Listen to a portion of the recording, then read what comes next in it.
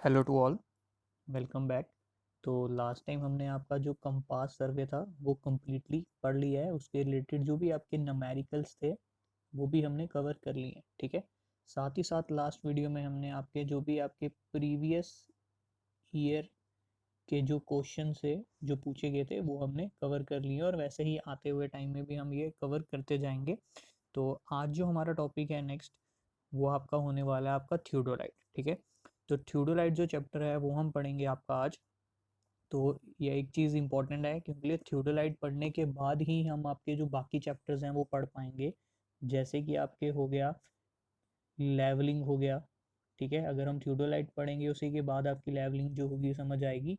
और साथ ही साथ आपका जो ट्रावर्सिंग चैप्टर है वो भी इसी के ऊपर डिपेंडेंट है, तो इसको हम अच्छे से पढ़ेंगे, ठीक है। तो देखते हैं, लास्ट टाइम जो हमने आपका पढ़ लिया था वो क्या पढ़ लिया था, कंपास सर्वे आपकी पढ़ ली थी, ठीक है। तो कंपास सर्वे हमने क्या पढ़ा था कि जो कंपास होती है वो क्या करती है, आपका जो हॉरिजेंटल एंगल्स होते हैं वो मेजर करती है with the help of bearing, ठीक है। हॉरिजेंटल डायरेक्शन में क्या कर सकते हो आप, कोई भी एंगल जो है वो मेजर कर सकते हो। वैसे ही अगर आपको किसी वर्टिकल डायरेक्शन में एंगल मेजर करना पड़ जाए तो उस समय हम जो यूज़ करते हैं किसका करेंगे, आपकी थियोडोलाइट का, ठीक है। तो आप सिंपली आंसर दे सकते हो कि अगर आपको सिर्फ और सिर्फ हॉरिजेंटल काम करना है और एंगल निकालने हैं तो आप कंपास का यूज़ करोगे, और अगर आपको वर्टिकल एंगल्स भी निकालने हैं तो आप थियोडोलाइट का यूज़ करोगे, ठीक है। तो कंपास और थियोडोलाइट में मेजर डिफरेंस है जो वो यही है। एक और डिफरेंस आप आंसर दोगे, कंपास जो होती है वो आपको बेरिंग निकाल के देती है और उसके बाद आप एंगल निकालते हो, और वेयर एज जो आपकी थियोडोलाइट होती है वो डायरेक्ट आपके जो एंगल्स होते हैं उनकी कैलकुलेशन करती है, ठीक है। तो देखते हैं सबसे पहले। तो थियोडोलाइट, जैसे इसकी डेफिनेशन यहाँ आपको गिवन दी है कि थियोडोलाइट क्या एक इंस्ट्रूमेंट है जो आपको हॉरिजेंटल और वर्टिकल जो एंगल्स होते हैं वो निकालते हैं, ठीक है। तो थियोडोलाइट की यहाँ पे आपको पिक्चर जो है मिल जाएगी, और शुरू करते हैं। आज आपका इंट्रोडक्शन चैप्टर है, तो सबसे पहले कुछ डेफिनेशंस हैं जो हम पूरी क्लियर करेंगे। तो सबसे पहला आता है इसके अंदर कि ट्रांजिट थियोडोलाइट कौन सी होती है, ठीक है। तो उससे पहले एक जनरल इन्फॉर्मेशन ले लेते हैं। ये देखो, ये जो आपका पीस लगा हुआ है, ठीक है, ये वाला जो आपका पीस है इसको हम क्या बोल देंगे, आपका टेलीस्कोप, ठीक है। ये वाला जो आपका पीस हो गया ये क्या हो गया, आपकी टेलीस्कोप। टेलीस्कोप में आपका ये क्या हो गया, आपका आई पीस लगा हुआ है, ठीक है। और ये वाला जो पोर्शन हो गया ये क्या हो गया, आपका ऑब्जेक्ट पीस, ठीक है। यहाँ पे ये जो लगा हुआ है ये आपका क्या है, ये जो शो किया हुआ है ये हो गया आपका वर्टिकल सर्कल, ठीक है। इसकी वर्किंग प्रॉपर हम देख लेंगे। वैसे ही वर्टिकल सर्कल के पास में बबल ट्यूब लगी होती है आपके, जब वर्टिकल मेजरमेंट आप करते हो तो उसको लेवल करने के लिए, वैसे ही यहाँ पे बबल ट्यूब लगी हुई है। ये जो यहाँ पे शो की गई है, ये जो शो किया गया है ये सपोर्ट्स हैं, ठीक है।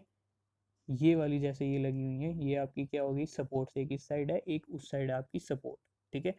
तो शुरू करते हैं इसकी डेफिनेशन। तो सबसे पहली डेफिनेशन आपकी क्या है, transit theodolite. A theodolite is said to be transit one when its telescope can be revolved through 180 degree in vertical plane। जब आपकी ये जो टेलीस्कोप है, ये जो आपकी टेलीस्कोप है ये 180 डिग्री रिवॉल्व करे वर्टिकल प्लेन में, ठीक है। आपका वर्टिकल प्लेन कौन सा हो जाएगा, ये वाला प्लेन। ये जो आपका प्लेन हो जाएगा ये क्या हो जाएगा, वर्टिकल प्लेन। और ये जो टेलीस्कोप है आपकी कैसे यहाँ 180 डिग्री रिवॉल्व कर सकती है, ठीक है, ऐसे पूरा घूम सकती है 180 डिग्री।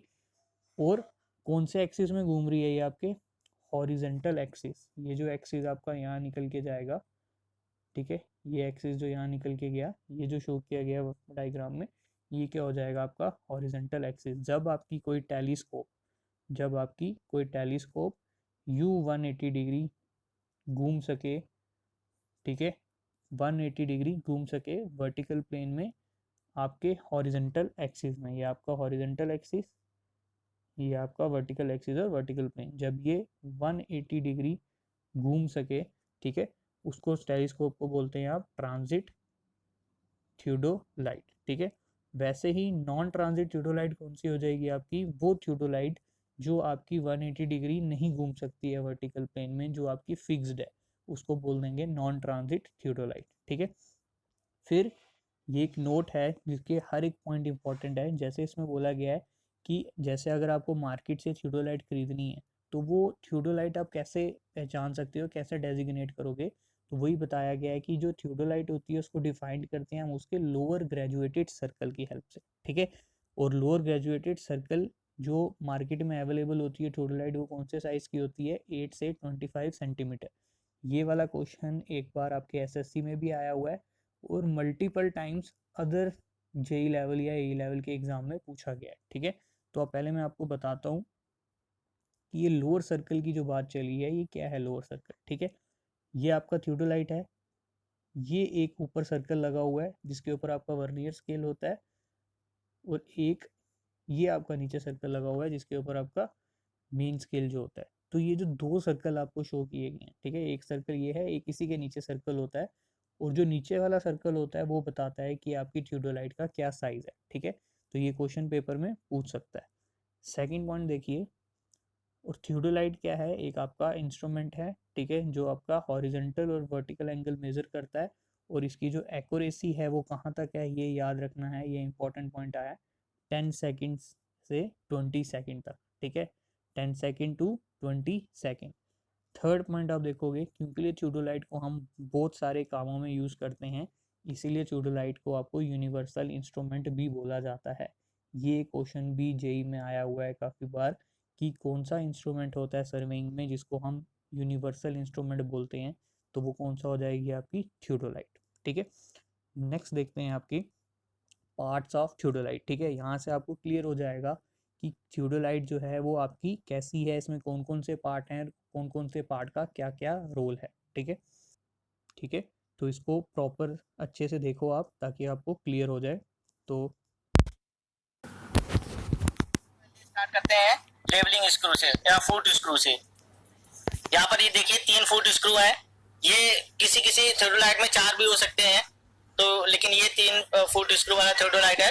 तो यहाँ इस फुट स्क्रू की हेल्प से हम इसको हॉरिजॉन्टल एक्सिस को ट्रूली हॉरिजॉन्टल करते हैं और वर्टिकल एक्सिस को ट्रूली वर्टिकल करते हैं।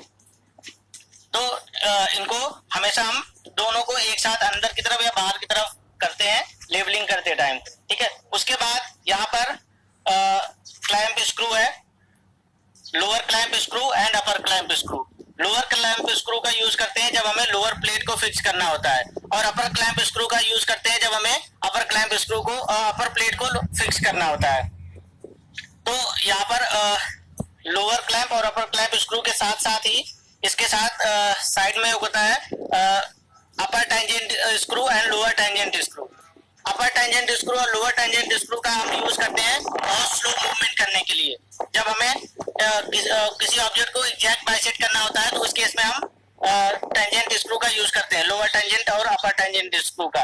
और ये टेंजेंट स्क्रू तभी वर्क करते हैं जब ये क्लैंप स्क्रू पूरी तरह से टाइट हो जाता है। अगर हम क्लैंप स्क्रू को पूरा टाइट कर देंगे तब इससे हम स्लो मूवमेंट कर सकते हैं, किसी भी ऑब्जेक्ट को एग्जैक्ट बाइसेक्शन के लिए हम इसका यूज कर सकते हैं। उसके बाद आते हैं हम हॉरिजॉन्टल सर्किल पे। ये देखिए ये हॉरिजॉन्टल सर्किल होती है, इसमें 2 प्लेट होती है, lower plate and upper plate. जो लोअर प्लेट होती है उसमें मेन स्केल अटैच होती है और अपर प्लेट में इसके वर्नियर स्केल अटैच होती है, और इन दोनों प्लेट की हेल्प से ही हम इसमें थियोडोलाइट से रीडिंग फाइंड आउट करते हैं हॉरिजॉन्टल एंगल। उसके बाद यहाँ पर ये देखिए एक डिवाइस लगी होती है जिससे हम सेंटरिंग के लिए यूज करते हैं। सेंटरिंग मींस यहाँ से अगर हम देखेंगे तो ये यहाँ पर एक प्रिज्म लगा होता है जो कि 45 डिग्री पर होता है, और ये लाइन ऑफ साइट को 90 डिग्री पर टर्न कर देता है। तो यहाँ से जब हम देखते हैं तो इसके जस्ट नीचे जो भी पॉइंट होगा सेंटरिंग के लिए वो हमें यहाँ से मिल जाता है, तो इसका यूज हम सेंटरिंग के लिए करते हैं। फिर उसके बाद आते हैं यहाँ पर ये बबल ट्यूब होता है जिससे हम हॉरिजॉन्टल प्लेट को, जब भी हम हॉरिजॉन्टल एंगल मेजरमेंट करते हैं तो उस केस में हमें सबसे पहले इस हॉरिजॉन्टल प्लेट को पूरी तरह से हॉरिजॉन्टल करना होता है।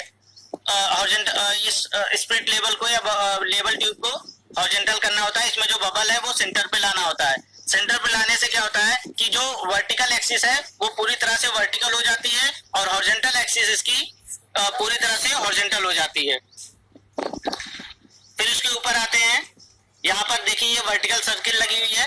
वर्टिकल सर्किल इसमें भी दो स्केल होती है, वर्नियर स्केल और मेन स्केल, जिसकी हेल्प से हम वर्टिकल एंगल मेजरमेंट करते हैं। वर्टिकल एंगल मेजरमेंट में यहाँ पर दोनों स्केल्स को की हेल्प से हम वर्टिकल एंगल मेजर करते हैं, और इस वर्टिकल टेलीस्कोप के वर्टिकल मूवमेंट को क्लैम्प करने के लिए यहाँ पर वर्टिकल क्लैम्प स्क्रू होता है, टेलीस्कोप वर्टिकल क्लैम्प स्क्रू, जिसकी हेल्प से हम इस थियोडोलाइट के टेलीस्कोप के वर्टिकल मूवमेंट को हम यहाँ पर क्लैम्प कर सकते हैं। और एग्जैक्ट बाइसेक्शन के लिए यहाँ पर भी एक क्लैम्प टेंजेंट स्क्रू होता है, जिसकी हेल्प से हम इसका मूवमेंट बहुत स्लोली कर सकते हैं, जिससे एग्जैक्ट बाइसेक्शन किसी भी ऑब्जेक्ट का हम कर सकते हैं। यहाँ पर ये टेलीस्कोप है। टेलीस्कोप का यूज हम साइटिंग के लिए करते हैं, ऑब्जेक्ट को देखने के लिए। और टेलीस्कोप में भी अलग अलग पार्ट्स हैं, जैसे सबसे पहले यहाँ पर आई वेन होता है। आई वेन में यहाँ पर ये स्क्रू लगा होता है, जिसे आई फोकसिंग स्क्रू कहते हैं। इसकी हेल्प से हम क्रॉस हेयर को पूरी तरह से क्लियर करते हैं। इसमें जो क्रॉस हेयर्स होते हैं, सबसे पहले हमें उसको क्लियर करना होता है। तो क्रॉस हेयर्स को आई पीस फोकसिंग स्क्रू से क्लियर करते हैं। उसके बाद ये ऑब्जेक्ट वेन होता है, और ऑब्जेक्ट को क्लियर करने के लिए यहाँ पर ऑब्जेक्ट फोकसिंग स्क्रू लगा होता है, जिसकी हेल्प से हम ऑब्जेक्ट को क्लियर करते हैं। उसके बाद यहाँ पर दो पॉइंट बने होते हैं, जिनको हम बोलते हैं गन पॉइंट। गन पॉइंट का यूज हम तब करते हैं जब भी हमें किसी ऑब्जेक्ट को देखना होता है, साइट करना होता है, तो सबसे पहले हम गन पॉइंट से उस ऑब्जेक्ट को देखते हैं। और जब वो गन पॉइंट उस ऑब्जेक्ट के अप्रोक्सीमेट लाइन में आ जाता है, तो हम इस क्लैंप को और हॉरिजॉन्टल क्लैंप और वर्टिकल क्लैंप स्क्रू को फिक्स कर देते हैं। उसके बाद फोकसिंग करके हम उस ऑब्जेक्ट को क्लियर करते हैं, और एग्जैक्ट बाइसेक्शन के लिए फिर हम ये टेंजेंट स्क्रू का यूज करते हैं। तो इस तरह से हम इसकी साइटिंग कर सकते हैं, किसी भी ऑब्जेक्ट को पूरी तरह से बाइसेक्ट कर सकते हैं, इसके मूवमेंट को फिक्स कर सकते हैं। उसके बाद यहाँ पर एक बबल होता है, एल्टीट्यूड बबल होता है। जब हम वर्टिकल एंगल मेजरमेंट करते हैं, तो उस केस में इस एल्टीट्यूड बबल को लेवल करते हैं, और ये लाइन ऑफ साइट को पूरी तरह से हॉरिजॉन्टल लगता है। तो ये थे आपके जितने भी आपके पार्ट्स थे, ठीक है। तो उम्मीद करता हूँ आपको ये पार्ट्स जो हैं बिल्कुल समझ आ गए होंगे। तो नेक्स्ट आपकी डेफिनेशन देख लेते हैं। तो नेक्स्ट जो आपकी डेफिनेशन है वो है सबसे इम्पोर्टेंट, एक्सिस ऑफ टेलीस्कोप, ठीक है। JAKEDA का एक बार पेपर हुआ था अभी 2018 में या 17 में। उस पेपर में 2 क्वेश्चन आए हुए थे जो इन टॉपिक से थे, ठीक है। वैसे ही काफ़ी सारे जेई लेवल पे आज तक क्वेश्चन हो चुके हैं जो यहाँ से पूछे गए हैं, ठीक है। तो इसको ध्यान से पढ़ना कि एक्सिस ऑफ टेलीस्कोप क्या होती है, ठीक है। तो एक्सिस ऑफ टेलीस्कोप देखो क्या है, एक लाइन है जो ज्वाइन करती है optical centre of object glass to the optical centre of eyepiece, ठीक है। एक लाइन है ये जो ज्वाइन कर रही है आपके optical centre of object glass से to the optical centre of eyepiece, ठीक है। उस लाइन को बोलते हो आप एक्सिस ऑफ टेलीस्कोप, ठीक है। इंपॉर्टेंट है। नेक्स्ट देखो वही होती है, सेकंड आती है आपकी डेफिनेशन में लाइन ऑफ कॉलिमेशन, ठीक है। एक्चुअली में कंफ्यूजन जो रहती है ना वो ये रहती है कि एक्सिस ऑफ टेलीस्कोप क्या होती है और लाइन ऑफ कॉलिमेशन क्या होती है। तो इन दोनों को याद रखना बहुत इंपॉर्टेंट है। तो लाइन ऑफ कॉलिमेशन क्या होती है, ये भी एक लाइन है जो पास करती है आपकी टेलीस्कोप के ऑब्जेक्ट पीस से और ज्वाइन करती है आपके टेलीस्कोप के क्रॉस हेयर के सेंटर से, ठीक है। इसको बोलते हैं आपके लाइन को बोलते हैं आपकी लाइन ऑफ कॉलिमेशन, ठीक है। तो इसको पूरे तरीके से अच्छे से समझने के लिए यहाँ पीछे फिगर में हम देखते हैं। तो देखो यहाँ पे डिफरेंस देखना क्या होता है। अब एक्चुअली में होता क्या है कि आपके आई पीस के पास में यहाँ पे क्रॉस हेयर होते हैं, ठीक है। इस क्रॉस हेयर मतलब जब आप किसी स्टाफ को साइड करते हो तो आपको ऐसा दिखा होगा प्लस, और ये रीडिंग आप ले लेते थे यहाँ पे जो रीडिंग आती थी, ठीक है। तो इस क्रॉस हेयर वाली जगह को बोलते हो आप डायफ्राम, ठीक है। अब दोनों में डिफरेंस देखो क्या है, दोनों डेफिनेशंस में डिफरेंस क्या है कि एक्सिस ऑफ टेलीस्कोप क्या होती है, वो लाइन जो आई पीस के सेंटर से और ऑब्जेक्ट ग्लास के सेंटर को आती है और ज्वाइन करती है, उसको बोलते हैं एक्सिस ऑफ टेलीस्कोप। और दूसरी डेफिनेशन के हिसाब से क्या करोगे, लाइन ऑफ कॉलिमेशन क्या है, जो आपके क्रॉस हेयर से ऑब्जेक्ट ग्लास के सेंटर तक जो लाइन होती है वो क्या होती है, लाइन ऑफ कॉलिमेशन। और ये डिफरेंस है दोनों में, ठीक है। एक और क्वेश्चन यहाँ पे आप देख लो, पेपर में पूछा जाता है कि ये जो डायफ्राग्राम होता है या जो आपके क्रॉस हेयर होते हैं वो किसके पास होते हैं, आई पीस के पास होते हैं या ऑब्जेक्ट पीस के पास होते हैं। तो याद रखना किसके पास होते हैं, वो आई पीस के पास होते हैं, ठीक है। तो उम्मीद करता हूँ यहाँ से आपको ये बिल्कुल क्लियर हो गया होगा दोनों डेफिनेशन। तो आज के लिए हम इतना ही रखते हैं, तो नेक्स्ट वीडियो में आपको मिलेंगे। गाइस प्लीज़ शेयर कर दीजिए करें इस वीडियो को, ठीक है। तो थैंक यू।